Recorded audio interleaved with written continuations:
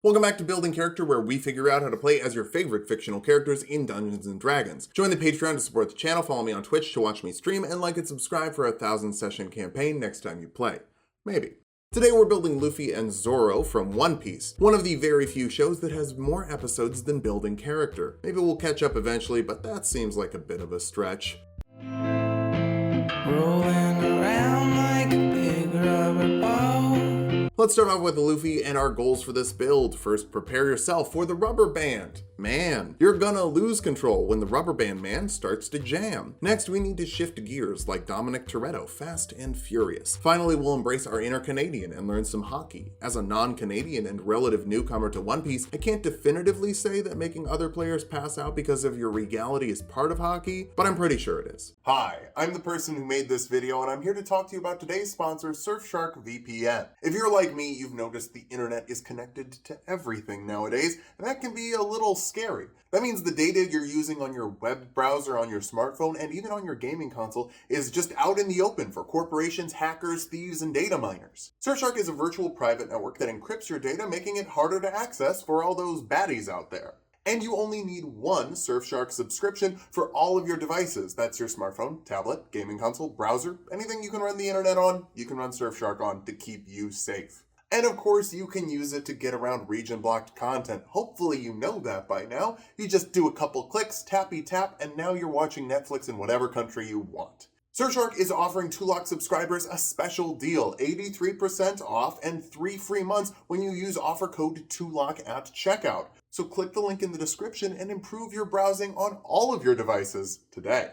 Now back to the video. For stats, we'll be using the standard point array from the player's handbook. Roll for stats if you want, just keep your multiclassing minimums in mind. Dexterity will be number 1. You're so flexible, no bones about it. Wisdom next, pirates gotta navigate, and you've got that hockey that can supercharge your senses. Charisma after that, if you want to get enough majesty to make people pass out, this should probably be positive. Follow that with constitution, most attacks just don't damage you because of your bouncy physique. Strength is a bit low, we can fix that up with 1 strength skill proficiency and saving throw, and we'll dump intelligence. Pretty sure your brain just bounces around inside your skull like a racquetball. Luffy is a human, but he eats a fruit that makes him rubber, so we'll grab the toughy. The stretchy stretch part will come from other sources. This will just give you 2 extra HP for every level you have to make up for lower constitution than I'd like. Bump your dexterity and wisdom with your 2 free points, take persuasion for your skill of choice, and modify the sailor background for perception and survival instead of athletics. Not that I don't want athletics, we can just grab it from our starting class. That starting class being monk. We'll grab athletics and acrobatics here, just the basic physical skills. Your unarmored defense makes your AC 10 plus your dexterity and wisdom modifier when you're not wearing armor. It just makes your body a little bendy. Martial arts lets you make unarmed attacks using your dexterity modifier. They deal a d4 of bludgeoning damage, and you can make one as a bonus action after you make one with your action to get a little combo going at level 1. I promise they'll get stretchy soon. It's just hard to get at level 1. Second level monks get key points you can use to do cool devil fruit stuff like Step of the Wind to dash or disengage as a bonus action with doubled jump distance for a bit of bound man fun. Patient defense lets you dodge as a bonus action for that observational hockey. Flurry of blows lets you make 2 unarmed attacks instead of 1 as a bonus action to go full Snake Man and really bounce those arms all around. You can also run faster with unarmored movement. I've heard of Long Strider, but this kid is ridiculous. Third level monks get all the good Luffy stuff, especially if you become an Astral Self monk. That lets you activate the Astral Arms, buffing them up and forcing a dexterity saving throw on creatures within 10 feet of you, dealing double your martial arts die in force damage if they fail. That's just getting the arms stretched though. The real perk is the extra 5 feet of reach on your unarmed attacks. They can use your wisdom modifier instead of your strength modifier for athletics checks, and they deal force damage. Luffy used to be a wimp, but then he ate the devil's fruit. Now he's a jerk, and everybody loves him. All monks get deflect missiles, letting you reduce the damage of incoming ranged attacks by 1d10 plus your dexterity modifier and monk level as a reaction. If you drop that to 0, you can even rubber band that back to make a monk weapon attack as a reaction. Your rubber, their glue. Whatever they shoot at you bounces off of you and sticks to them. 4th level monks get an ability score improvement, round up your charisma and wisdom modifiers. Odd numbers make me upset. I'm fine with One Piece having 1,000 episodes, but 1,001, that's excessive. 1,002 is fine. Slow fall lets you reduce falling damage by 5 times your monk level as a reaction. Obviously, the basketball you dribble never gets hurt. Makes sense that Luffy wouldn't get hurt either. 5th level monks get an extra attack, letting you make 2 attacks instead of 1 with your action, and up to 4 with a flurry of blows. That's the full Snake Man speed. Even Katakuri can't dodge all those attacks. You can also get Stunning Strike, letting you spend a key point to force a Constitution saving throw on a creature you hit with a melee attack. Failing out, they're stunned until the end of your next turn, giving you advantage on all follow-up attacks. Just blow into one arm, hit them really hard, and get a combo going. Your martial arts die also bumps up to a D6 here, but we can make it even better next level. That's because first level fighters can learn a fighting style like unarmed fighting, letting you deal 1d8 with your unarmed attacks as long as you're not holding a weapon. Luffy uses a metal pipe as a kid, but I'm guessing you're not interested in playing that version. You can also deal a D4 of damage to a creature you have grappled once per turn. Obviously, longer arms means better hugs. If you want to bounce right back into the fight, Second Wind will let you heal 1d10 plus your fighter level as a bonus action once per short rest. Imagine being able to heal yourself by just blowing into the wound. Second level fighters get Action Surge, letting you make 2 actions in 1 turn once per short rest. That's up to 4 attacks in a round, or 6 with a flurry of blows. Heck of a combo. Third level fighters can choose a martial archetype, and we're not going Battle Master. Sure, lunging technique would let you make 4 longer attacks per short rest, but with Rune Knight, you can do that in 1 round. Giant's Might increases your size to large, making your threatened area 10 by 10, or 15 by 15 with the anchor arms. That's 1 long boy. You can also add a d6 of damage to 1 attack per round for a giant fist. You also get 2 runes, various forms of hockey. The Stone Rune will give us 2, with advantage on insight checks and 120 feet of dark vision for observation hockey, and the ability to make 1 creature make a wisdom saving throw. Failing that, they're charmed and can't move for a minute. You can do that once per short rest for a bit of Conqueror's hockey. The Cloud Rune gives you advantage on sleight of hand and deception checks, and once per short rest, you can make an attack that should hit you, hit another creature within 30 feet of you as a reaction. Can be the same person who attacked you, but it will let you rubber one of the pirate's attacks into another pirate's attack. Pretty cool. 4th level fighters get another ability score improvement. Start working on that dexterity for now, though it doesn't really matter since you're going to be using the astral arms for most fights anyway. 5th level fighters get nothing. Extra attacks don't stack, but the hit die is better, and we'll get an ability score improvement next level that we wouldn't have gotten. It's not all that bad in theory. Just kind of a bummer taking a useless level at home. 6th level fighters get another ability score improvement, so we can cap off your dexterity right away for maximum rubber properties. 7th level Rune Knights get Runic Shield, letting you protect your friends by forcing someone attacking them to re-roll on a hit. Flavor it as stretching out to block it and not feeling the pain because you're fighting for your friends. The real One Piece was the friends we made along the way. You can also grab another rune like Hill Rune, giving you advantage on saving throws against being poisoned and resistance to poison damage. You can give yourself resistance to bludgeoning, piercing, and slashing damage for a minute per short rest for Tank Man. Luffy doesn't use Tank Man a lot, but it's in his catalog and I can grab it here, so there we go. Back over to Monk really quickly. 6th level monks get key empowered strikes, making your unarmed attacks magical in terms of overcoming resistances. It's armament hockey that lets you hit the crocodile man, because like all crocodiles, he's made of sand. You can also activate Visage of the Astral Self with an extra key point, but it's not really all that useful considering you basically get these buffs for free from one of your runes. Astral Vision does work in magical darkness though, and you can make your voice louder for a triumphant anime shout. Maybe that flavor is worth a whole key point to you. It's not for me. 7th level monks get Evasion, letting you take half damage from failed dex saves and no damage from successful ones, as you just get to bounce out of the way. You also get Stillness of Mind, letting you remove the effects of charming or frightening as an action on your turn. No time to be afraid. You need to steel your will against the police state. 8th level monks get another ability score improvement. Bump your wisdom now for more AC and better strength checks with your anchor arms. Now we're going to finish this off with some sorcerer levels, specifically Holy Solely, but we'll put Divine Soul on the graphic. I thought about going Draconic Bloodline, but your dad is the Monkey D Dragon and I want cleric spells. This will make you favored by the gods to add 2d4 to a failed attack roll or saving throw once per short rest. It's just anime protagonist power. For your spells and cantrips, guidance and resistance give you a d4 to add to ability checks and saving throws respectively, just to make you a little bit better. Another anime protag power. Blade Ward lets you give yourself resistance to bludgeoning, piercing, and slashing damage as an action. It's not the best, but it could be useful for taking a hit. Dodging as a bonus action is probably better. Friends will give you advantage on charisma checks with a creature for a minute. After that, they'll probably be mad at you and double cross you. For first level spells, jump triples your jump distance for a minute, or sextuples it with Step of the Wind. That's a big bounce man. Owen Wilson. Magic Missile shoots 3 darts that hit automatically and deal a d4 plus 1 force damage. They can only be blocked by the shield spell, so you can really overcome Katakuri's observation with the Snake Man. 2nd level sorcerers get a Font of Magic with sorcery points you can use to recover spell slots for now and spend on meta magic later. You can get another spell here like Sleep, putting 5d8 worth of HP to sleep, starting with the lowest HP and moving up from there. Conqueror's Hockey tends to work best on lower level goons. It's not going to be for bosses. 3rd level sorcerers get meta magic to augment your spells with sorcery points. Extended Spell doubles a spell's duration to keep your buffs up longer, and Quicken Spell lets you cast a spell as a bonus action that normally takes an action to get your buffs up faster. We'll grab Enlarge Reduce here to let you make a creature 1 size larger. That would make you huge after Giant's Might for a 15 by 15 threatened area or 20 by 20 feet with Anchor Arms activated. You also have advantage on strength checks and saves and can make other creatures small if they fail a wisdom saving throw, but that's not Luffy's thing, just get longer. 4th level sorcerers get another ability score improvement, cap off your wisdom modifier for 20 base AC and maximum monk save DC. For this level spell, Aid gives up to 3 creatures 5 more HP for the next 8 hours. It's just even more bulk. We really dipped into sorcerer just for 3rd level spells. So it's a good thing our capstone is the 5th level of sorcerer, where we can get 3rd level spells. 2 different options for gear gear 2 here. Haste doubles your movement speed, adds 2 to your AC, gives you advantage on dexterity saving throws, and an extra action to make one more attack, dash, disengage, hide, or use an object. You can't punch so fast that it starts your fist on fire like Beautiful Joe, but there is another option if you want speed and fire. A Chardalon Stride adds 20 feet to your movement speed, and you can't take opportunity attacks and deal a d6 of fire damage when you move within 5 feet of a creature. Technically, that's not an attack, but it's basically a free punch that automatically hits and doesn't require anything but your movement action to use. Either or is a good option. You'll have to drop another spell from your list to learn both at this level though. Now that we've hit level 20, let's figure out how viable this build is. First, you are hard to get away from with 20 feet of threatened area, so nobody can run away. You're also a pretty good tank with around 165 HP depending on how you rolled, 22 AC with haste to keep that damage off. Finally, your damage is nice and consistent with a standard 3d8 plus 15 combo every round that can't be resisted, flurry of blows and action surge to aura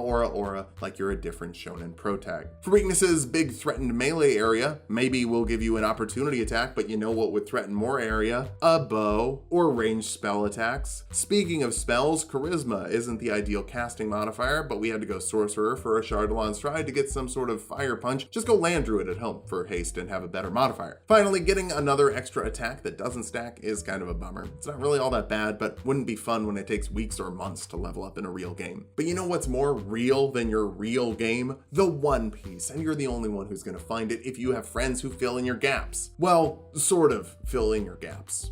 Well, sword.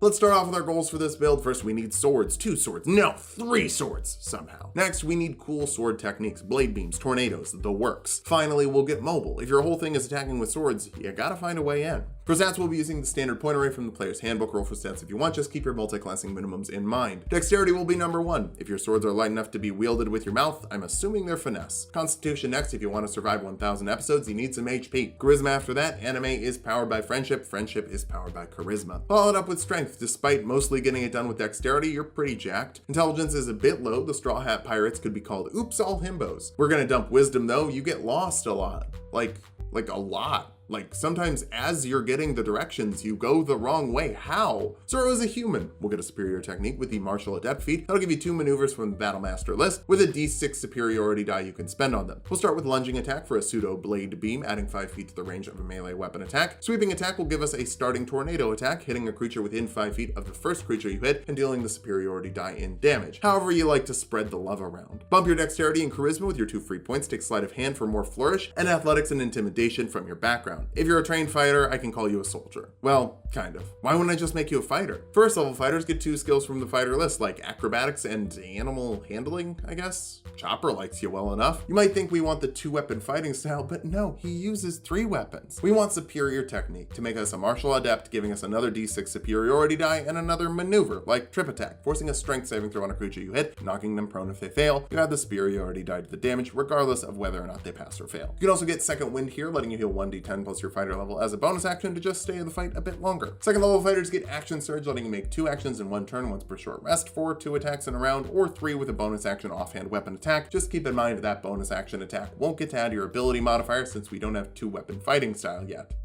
We're gonna get it. It's just gonna take a minute. Third level fighters can choose a martial archetype. Battle masters will get 4 more superiority die. They all become d8s and you learn 3 more maneuvers. Rippy Tippy Tavy lets you attack a creature that misses you with a melee attack as a reaction to potentially get another hit off per turn. Distracting Strike will give one of your best buddies advantage on their next attack roll against a creature for some pirate solidarity. Pirate crews are basically just naval unions. Disarming Attack lets you force a strength saving throw on a creature. Failing that, they have to drop an item they're holding. All of these add your superiority die to the damage. For your artisan's tools proficiency, obviously navigator supplies. Zoro's the navigator, just kidding, get calligraphy or something useless. 4th level fighters get an ability score improvement, start working on that dexterity for maximum slashing fun. 5th level fighters get an extra attack, letting you make 2 attacks instead of 1 with your action with a bonus action attack. We'll basically have a 3-hit combo. It just doesn't have your ability modifier yet, but we're gonna get there soon. First though, 6th level fighter. Get another ability score improvement, cap off your dexterity. We were so close, it's nice to do it fast. Now we're gonna go get that other fighting style. By jumping over to Bard, we'll get another skill like Persuasion for more friendship. Gotta love friendship. Bards also get Bardic Inspiration, a number of d6s equal to your Charisma modifier you can give to allies to add to ability checks, attack rolls, and saving throws. It's nice to encourage your fellow pirates. But we'll get something else later for when you're by yourself. I don't know why I made that sound dirty. It won't be. It's just fun to play with your sword. For your cantrips, I wish we could get Sword Burst, but it's not on the Bard list. What the hell? Thunderclap is basically the same thing, forcing a Constitution saving throw on creatures within 5 feet of you, dealing 2d6 thunder damage to those that fail. This is actually fine. It's wind hitting them from your tornado technique. It's more thundery than forcey anyway. True Strike lets you remind your audience if your government spends most of its money on its military force instead of helping its citizens, it needs to perpetuate endless war to justify letting its people starve. It also gives you advantage on weapon attack next round. It's pretty bad, just attack twice. Thunder Wave forces a Constitution saving throw on creatures within a 15-foot cube in front of you, dealing 2d8 thunder damage to those that fail, and pushes them back 10 feet, half damage and no pushing if they succeed. It's a big AoE blade beam. Heroism will make a creature immune to fear and give them temporary HP equal to your Charisma modifier every round. It refreshes, it doesn't stack. But basically it's permanent damage reduction if you don't have anything else you want to concentrate on. Featherfall prevents up to 5 falling creatures from taking falling damage as a reaction, letting you catch your friends even though your hands are full. And Longstrider will add 10 feet to your movement speed. I'd love monk levels, but this boy gets lost in a grocery store and cries next to the cashier until Nami comes to pick him up every time they go shopping. Second level bards become jacks of all trades, letting you add half your proficiency bonus to any skill check you're not proficient with. That includes initiative rolls, so your initiative modifier is +6 at this point. You also get Song of Rest, letting your allies heal an extra d6 on short rests as you sing them a little song, like some sort of blade singer. Too bad that's not a class. For this level spell, Silvery Barbs lets you insult someone with your bonus action, giving them disadvantage on ability checks, attack rolls, or saving throws. If that makes them fail, a friend of your choice gets advantage on their next ability check, attack roll, or saving throw. The insult might not totally be heard with a sword in your mouth though. Talking with your mouth full is kind of rude. Third level bards can get what we came here for by going to college, the College of Swords. That'll let you grab another fighting style like 2-weapon fighting to add your ability modifier to the damage of your bonus action offhand weapon attack. It doesn't have to be your offhand technically, it could be your teeth. You can also spend your bardic inspiration die on some blade flourishes. Every time you take the attack action, your movement speed is going to increase by 10 feet. If you land the attack, you can do one of 3 things. Defensive flourish lets you add your inspiration die to your AC. Slashing flourish lets you deal your inspiration die in damage to a creature within 5 feet of you. And mobile flourish lets you push a creature 5 plus your bardic inspiration die in feet and use your reaction to move within 5 feet of them. All of these can stack with a Battlemaster maneuver and add the bardic inspiration die to the damage as well. This is such a fun multi-class. Wait for a crit and then you double all of those die. For this level spell, Kinetic Jaunt adds 10 feet to your movement speed. You don't take opportunity attacks and you can move through other creatures' spaces as well without being slowed down. I don't know if you have a friend who fills a 20-foot cube, maybe this could be useful. You also get expertise in 2 skills. Let's go for athletics and acrobatics for that near superhuman physicality. Fourth level bards get another ability score improvement. More charisma means more thundery, blade beamy things, and inspiration die for your flourishes. For this level spell, Warding Wind lets you go full tornado form, but it's mostly defensive. Devons creatures within 10 feet of you, puts out flames, becomes difficult terrain for other creatures, and ranged weapon attacks have disadvantage going through or coming out of there. The offensive stuff can be your thunder spells since those aren't concentration. Fifth level bards get a font of inspiration, so your inspiration die will recover on short rests instead of long rests. They also bump up to d8s, so they're effectively 3 more superiority die that you can only use for 3 select maneuvers. Although you can also stack flourishes and maneuvers at the same time, so it kind of isn't that. We'll just grab another second level spell here. Enhance ability will give you advantage on ability checks of a certain type. If you choose strength, you also double your carrying capacity. If you choose dexterity, you don't take falling damage from heights of 20 feet or less. And if you choose constitution, you get 2d6 temporary HP. Whatever you choose, it lasts for an hour depending on your concentration. That's 3 One Piece episodes. 12 episodes if you watch it at 4 times speed like I did. I watched a lot of anime this year, gamers. Back over to fighters. 7th level battle masters get to know their enemy, so you can learn 2 pieces of information about a creature after a minute of study. Their AC, HP, fighter levels, total level, strength, dexterity, or constitution score, and whether they're better than, worse than, or equal to you in those abilities. I like that this helps get our observation abilities without helping us navigate. Zoro's instincts are purely for fighting. You'll get another superiority die and 2 more maneuvers for them. Goading attack forces a wisdom saving throw on a creature you hit. Failing that, they have disadvantage on attacks against creatures who aren't you. Maneuvering attack lets a creature that can hear you move their movement speed after you make an attack without provoking opportunity attacks, and both add your superiority die to the damage. 8th level fighters get another ability score improvement. Keep working that charisma up for better bard stuff, which is honestly just better fighter stuff. We mostly grabbed fighting abilities from bard. 9th level fighters get indomitable, letting you reroll a failed saving throw once per long rest. Failing a saving throw would let your friends down. You gotta stay tenacious. 10th level battle masters get improved combat superiority, buffing your superiority die to d10s, all 7 of them, and 4 more d8s from your inspiration. You also get 2 more maneuvers. Menacing attack lets you force a wisdom saving throw on a creature, frightening them if they fail. Honestly, I feel like a scimitar attack that deals 1d6 plus 1d10 plus 1d8 plus 5 should be enough to intimidate. but this guarantees that it will be. Precision attack lets you add your superiority die to the attack roll instead of the damage roll if you need some armament hockey to make sure you hit. 11th level fighters get another extra attack for 3 attacks with your action, 4 attacks with your bonus action offhand weapon attack, and up to 7 attacks with an action surge. If you're holding a sword in your mouth, you should probably get more attacks than everyone else. 12th level fighters get another ability score improvement, cap off that charisma for a 5th flourish per day. 13th level fighters get another use of Indomitable. Worth noting, you can use these on death saving throws to stay alive long enough to make it to the end of the series. 14th level fighters get our last ability score improvement or feat. The dual wielder feat will let you dual wield any weapons as long as they don't have the heavy or two-handed property. We're gonna stick with scimitars, but I do want the extra +1 to your AC while you're dual wielding. Our capstone is the 15th level fighter for Relentless, giving you a superiority die if you roll initiative